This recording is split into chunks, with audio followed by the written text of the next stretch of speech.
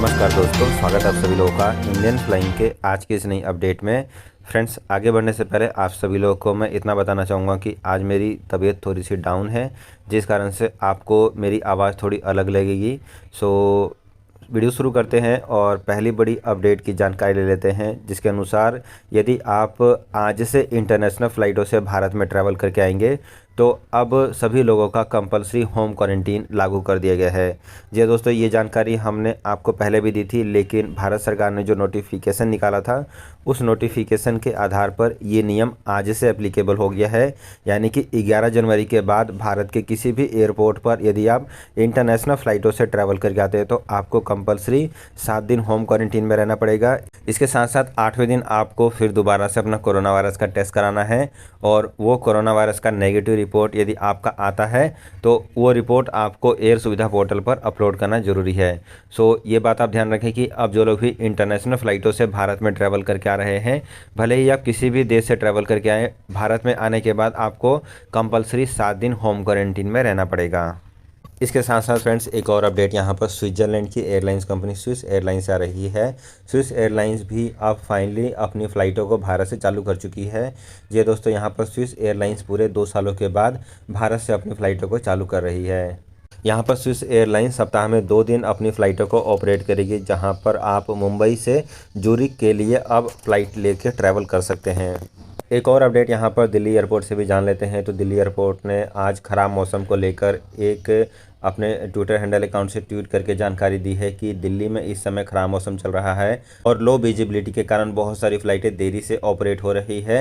यदि आप दिल्ली एयरपोर्ट से ट्रैवल करने वाले हैं तो एक बार अपनी एयरलाइंस कंपनी से अवश्य ही कॉन्टैक्ट कर लें कि आपकी फ़्लाइट कितने बजे ऑपरेट हो रही है। फ्रेंड्स, एक और अपडेट यहाँ पर जर्मनी से भी जान लेते हैं। आपको बता दें कि जर्मनी की गवर्नमेंट इस समय कोरोना वायरस को लेकर नए नियम लेकर आ चुकी है। जर्मनी की गवर्नमेंट के अनुसार यदि अब कोई भी लोग किसी भी बार्स या फिर रेस्टोरेंट या फिर कहीं पर भी जाना चाहते हैं तो उन सभी लोगों के लिए बूस्टर डोज को मैंडेटरी कर दिया गया है। यदि आपने बूस्टर डोज नहीं लगवाया हुआ है तो फिर आप अपने घरों से बाहर नहीं निकल सकते हैं। इसके साथ साथ यदि आप बाहर निकलते हैं तो आपको सेम डे का कोरोना वायरस का नेगेटिव रिपोर्ट ज़रूरी है। आपको बता दें कि भारत और जर्मनी के बीच में फ़्लाइटें ऑपरेट की जा रही है।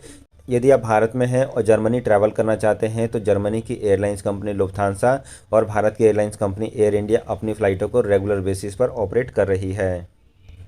इसके अलावा फ्रेंड्स, अगली अपडेट यहाँ पर भारत में ट्रैवलिंग को लेकर जान लेते हैं। आपको बता दें कि भारत में जिस तरीके से रोज़ाना बेसिस पर कोरोना वायरस केसेस की संख्या बढ़ रही है, उसको देखते हुए भारत सरकार ने कई सारे टूरिस्ट स्पॉट को पूरी तरीके से बंद कर दिया है। अभी की जो खबर है उसके अनुसार अंडमान निकोबार को पूरी तरीके से टूरिस्ट लोगों के लिए बंद कर दिया गया है और अब कोई भी टूरिस्ट अंडमान निकोबार नहीं जा सकता है। इसके साथ साथ यहाँ पर राज्य स्तरों पर भी कई नियम लागू कर दिए गए हैं, जिसके अनुसार अब आप एज ए टूरिस्ट कहीं पर भी ट्रैवल नहीं कर सकते हैं।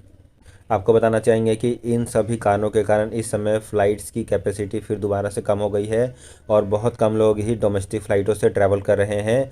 आपको बता दें कि पिछले कुछ समय से भारत में एयरलाइंस कंपनियां काफ़ी अच्छे तरीके से रिवाइव हो रही थी, लेकिन अब क्योंकि भारत में फिर दोबारा से कोरोना वायरस आ चुका है, जिस कारण से एयरलाइंस कंपनियां फिर दोबारा से अब घाटे में जानी शुरू हो गई हैं।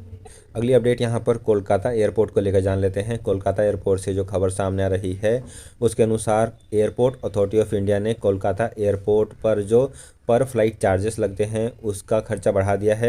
यानी कि अब यदि आप कोलकाता एयरपोर्ट से आगे आने वाले समय में ट्रैवल करेंगे तो आपकी फ़्लाइट्स जो है काफ़ी महंगी पड़ने वाली है।